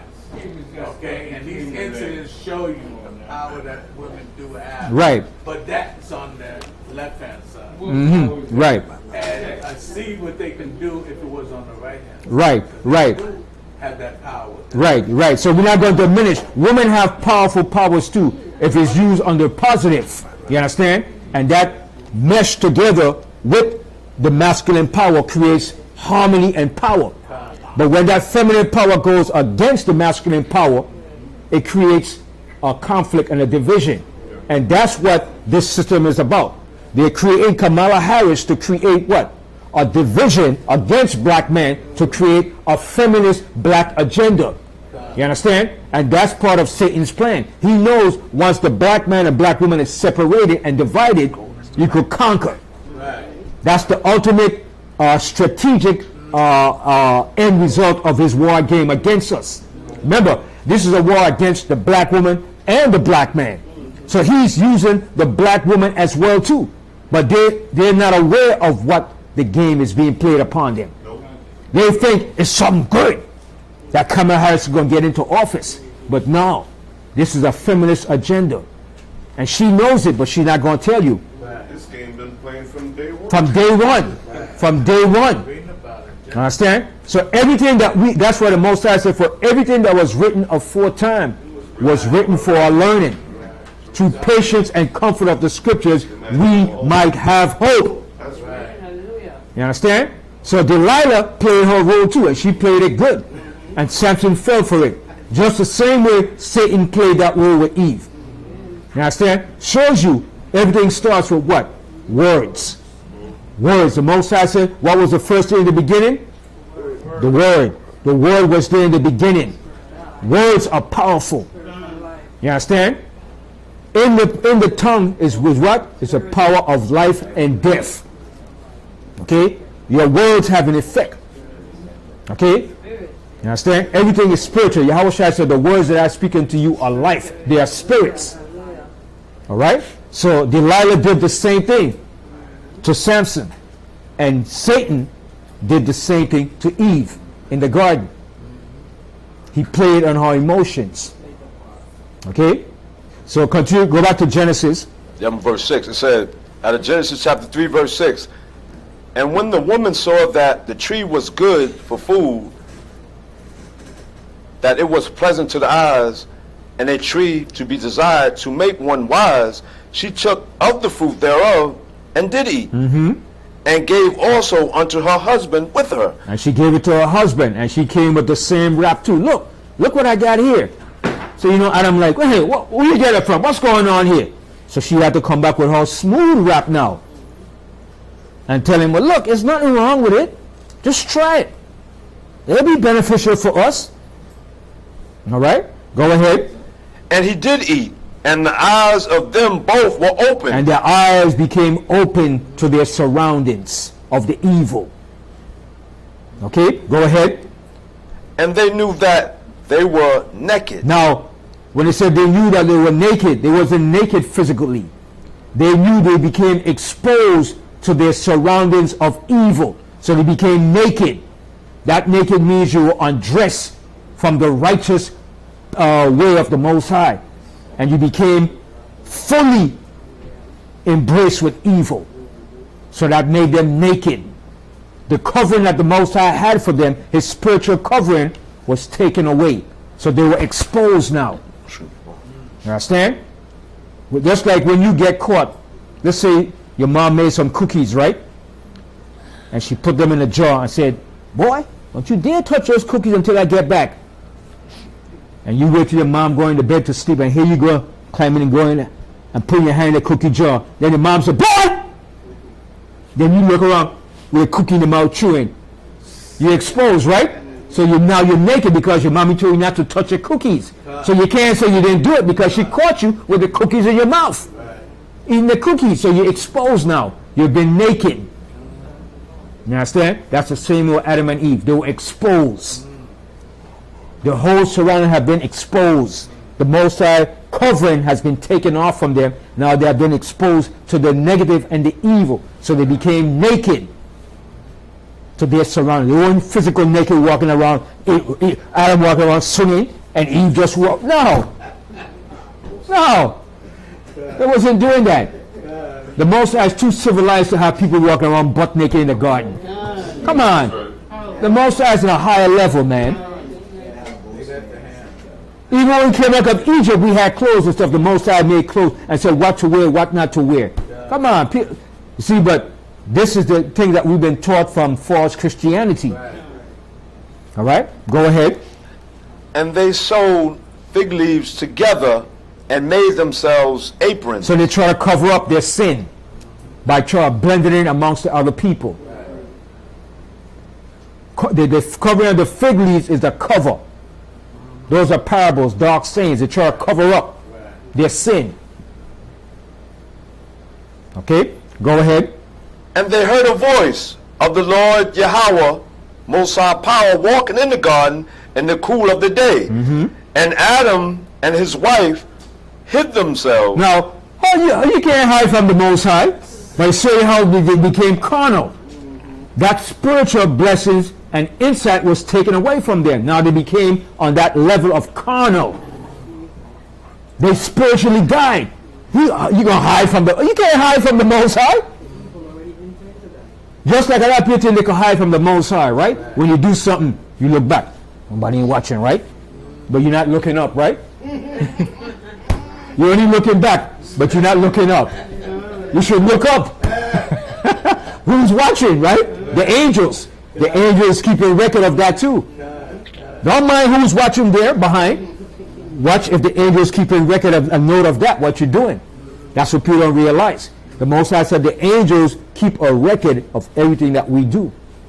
And if your sins outweigh your righteousness, that's when the Most High bring judgment to you. You gotta let your righteousness outweigh your evil. All right? So they try to hide themselves amongst themselves, the people in the garden. Now the Most High did it just to see where they are and what they're thinking about. You don't think the Most High knew what they did and what they was doing? But he did it to see their response, to see if they're going to be truthful or they was going to cover up what they did. All right? Read it again for that verse. It says, and they heard the voice of the Lord Yahweh, Most High Power, walking in the garden in the cool of the day, and Adam and his wife hid themselves from the presence of the Lord Yahweh, Most High Power, amongst the trees of the garden. See, the trees are the people. They blended themselves amongst the people. They didn't go and hide behind the tree. You can't hide from the Most High behind a tree. The Most High said his eyes are 10,000 times brighter than the sun. So how you going to hide behind a tree from the Most High? See, these are parables, dark sayings. They try to hide himself amongst the other people in the garden. Go ahead. And the Lord Yahweh Most High Power called unto Adam and said unto him, Where art thou? And he said, I heard thy voice in the garden, and I was afraid. Why are you afraid now? So he's right there. He's exposing himself. Why were you afraid? Because he know what he did. So he's getting ready to bring up his alibi. He got his case ready now to tell the Most High. Eve, the woman you gave me. You know what I'm saying? He had his case already building up to tell the Most High. Oh, you can't tell the Most High that. That's why in the day of judgment, we can't come with the Most High with no excuse. All right? Go ahead. Because I was naked and I hid myself. He said, I was naked and I hid myself. Go ahead.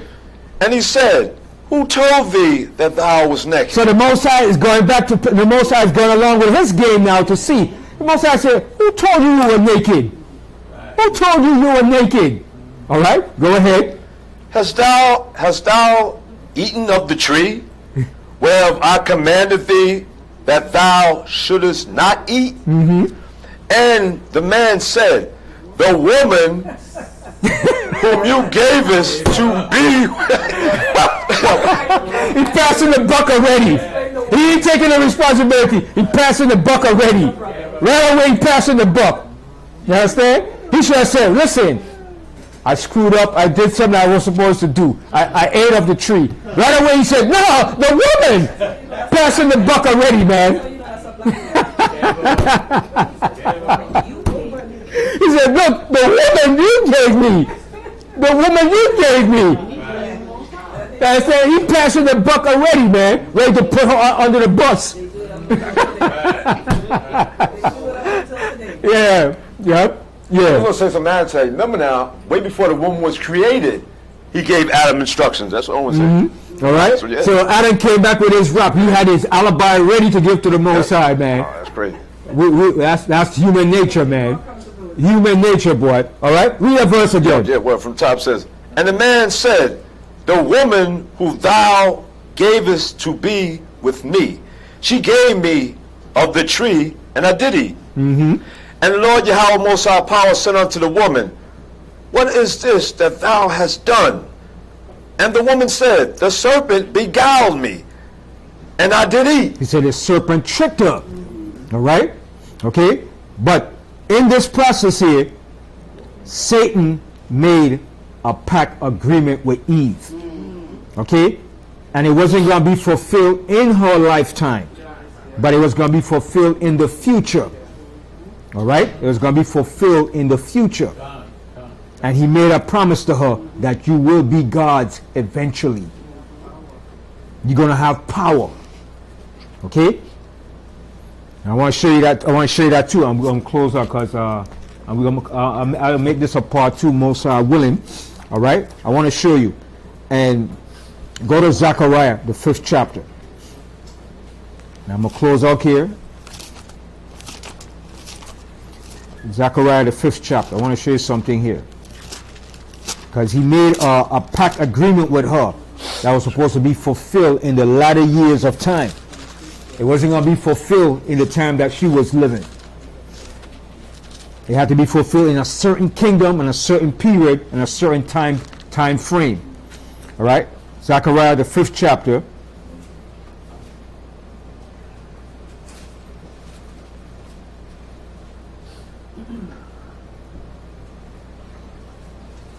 And you're going to start from Zechariah, the 5th chapter and the 5th verse. Now, book of Zechariah, chapter 5, verse 5. Then the angel that talked with me went forth and said unto me, lift up now thine eyes and see what is this that goeth forth. So the angel was showing Zechariah a vision. All right, go ahead. And I said, what is it? And he said, this is an ephah that goeth forth.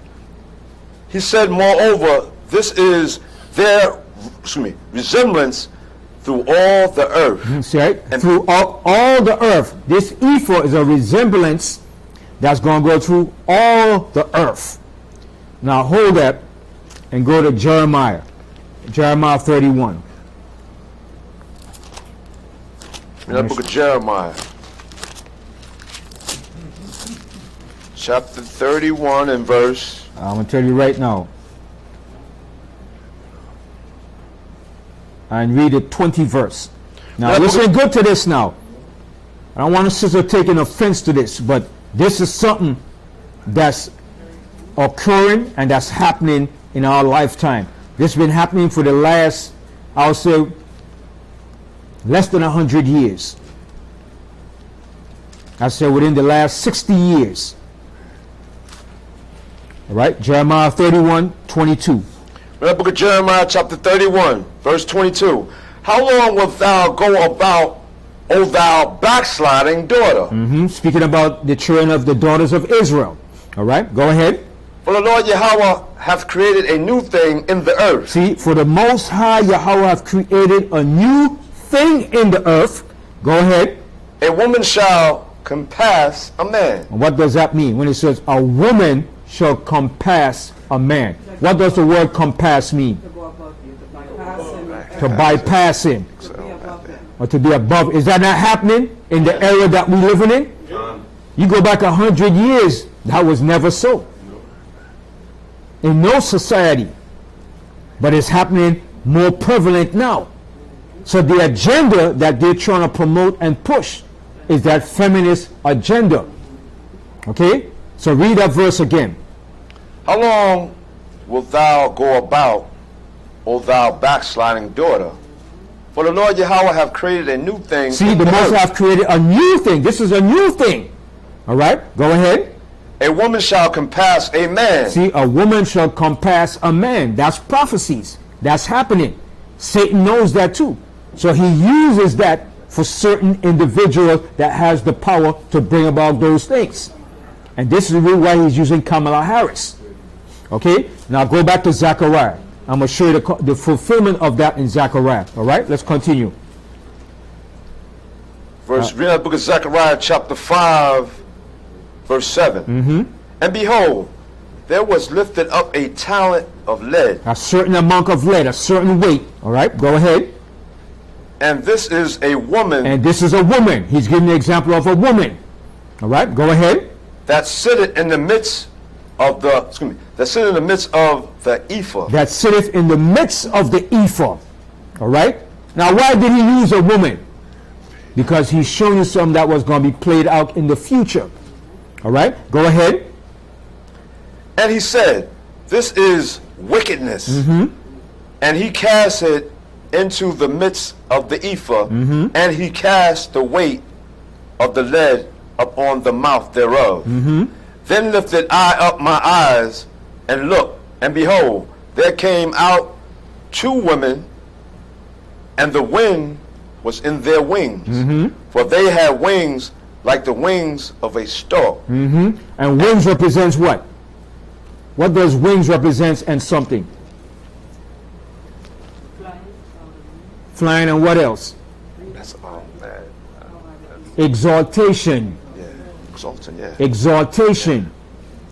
excellent. Yes. All right, go ahead. So, for they had wings, and they lifted up the ephah between the earth and the heaven. So it was lifted up between the earth and the heaven. Meaning it's going to be exalted. Now he's going to show you where this was going to be exalted. Go ahead. Then said I to the angel that talked with me, whether do these bear the ephah? And he said unto me, to build it an house in the land of Shinar. Now, where was the land of Shinar? Where was the land of Shinar? In ancient Babylon. Going back to ancient Babylon. Now, the reason why he said Shinar, because America was not established as yet. So America is resemblance to ancient Babylon. Okay? Now Shinar, when you go back and you read, let's go back, I'm going to show you. Go back to Genesis. Go back here to Genesis, I think it's the 10th chapter. It's the 10th chapter? The 10th chapter. And it tells you, that Abraham came from, okay, the Genesis 11. See, everything goes back to the beginning and comes right back to the end. Okay, Genesis 11 and 1. The book of Genesis chapter 11 verse 1. And the whole earth was of one language and of one speech. Okay, that happened after what? After the Tower of Babel, right? Now, I mean before the Tower of Babel. Before the Tower of Babel. The whole earth was of one speech and one language before the Tower of Babel got destroyed. Okay, go ahead.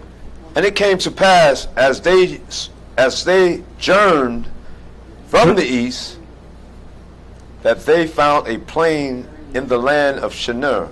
In the land of Shinar. The land of Shinar is in Iraq, ancient Babylon. All right, go ahead. And they dwelt there. And what was ancient Babylon famous for? What was ancient Babylon famous for? Who was the most profound ruler of ancient Babylon? And who, before Nebuchadnezzar? Nimrod. Nimrod was the beginning of all the civilization back there in the east. This is where everything started from. With Nimrod in the land of Shinar. Okay? Read that part again. It says, and it came to pass as they journeyed. Journeyed. Your point, journeyed to what? And it came to pass when they journeyed from the east, that they found a plain in the land of Shinar, and they dwelt there. And they said one to another, go to, let us make brick, and burn them thoroughly. And they had brick for stone, and slime had they for mortar. And they said, go to, let us build us a city and a tower. So what was they building right here? the Tower of Babel. Okay, go ahead. Whose top may reach unto heaven. And let us make us a name, lest we be scattered abroad upon the face of the whole earth. So they wanted to make a name for themselves after the flood. So we will be scattered upon the face of the earth. Right? Go ahead. And the Lord Yahweh came down to see the city and the tower which the children of men built. Right, because Shinar in the land of Babylon, Iraq, was a major civilization of great technology, influence, philosophy, the same way America is today. All right, so they took the same doctrine of philosophy from ancient Babylon and brought it to here, modern day Babylon, America. All right, go ahead. And the Lord Yahweh said, Behold, the people is one, and they have all one language, and this they begin to do. And now nothing will be restrained from them, which they have imagined to do. So they imagined to do anything that came into their mind. So were they cloning back then too? Yes, they were. They were doing a lot of wicked things back then too, man. Okay, go ahead. Go to, let us go down, and there confound their language, that they may not understand one another's speech. So the Lord Yahweh scattered them abroad from thence upon the face of all the earth, and they left off to build the city. So they built that great city, and Nimrod was that great ruler of that city. All right. So now go back here now to Zechariah. Zechariah. And read the 11th verse. Now, book of Zechariah, chapter 5, verse 11. And he said unto me, to build it an house in the land of Shinar, and it shall be established, and set there upon her own base. And what's a base? A base, a foundation. So that's what they want to implement. The same thing that Nimrod started, they want to end the same thing over here. But, like I said, Satan is going to bring her to the pinnacle, and he's going to drop her. One more verse, and I'm going to close out, but I'm going to continue this because I still got to go more into Kamala and Trump, the role he has to play. Because Trump has to bring in that mark of the beast system. All right, Teflon Don is going to bring in that Teflon, that currency, a new digital currency system. Remember, what is Trump's profession? What is he? A businessman, a real estate, a tycoon, and a banking investor. He deals with bankers. So he has to fit that role. And who's working with him to bring in that digital currency? Elon Musk. Elon Musk, BlackRock.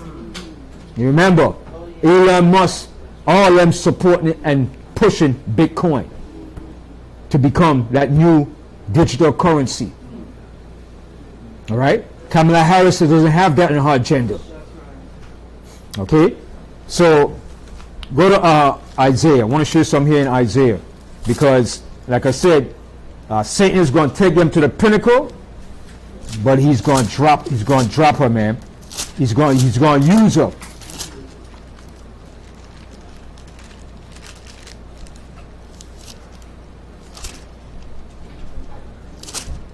You know what?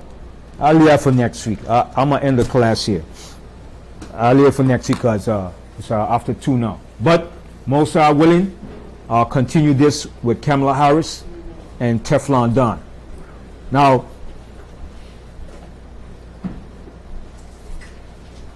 I'm not telling anybody to go vote for nobody because we don't vote in here. We don't vote for no party. Okay? Whether Democrat or Republicans, because they're all against us. They're not for us. But people are going to do what they're going to do regardless of what. Whether we tell them or show them, they're going to do what they do because they got that belief. But the outcome of this election is going to play a tremendous and pivotal point in our exodus. You understand? Because our exodus is right around the corner. Okay, it's not far off. Okay, and remember, when we were in ancient Egypt, what attributed to our exodus? The oppression of the children of Israel. The more we got oppressed, that's when the Most High said, Moses, I've heard the cry of my people.